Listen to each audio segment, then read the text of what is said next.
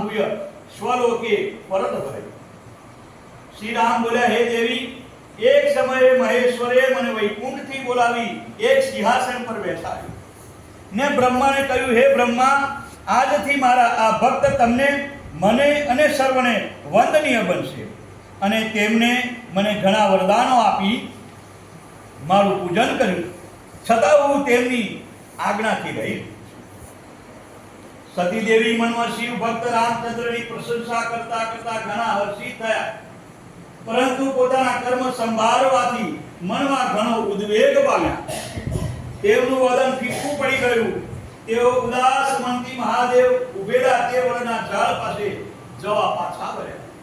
માર્ગમાં તે વારંવાર ચિંતા કરવા લાગ્યા કે મેં ભગવાન શંકરની વાત માની નહીં અને શ્રી રામ પ્રત્યે કુત્સિત બુદ્ધિ કરી।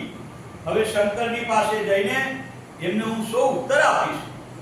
એ રીતે વારંવાર વિચાર કરતા મહાદેવની પાસે જઈ તેમને મનથી જ પ્રણામ કર્યા।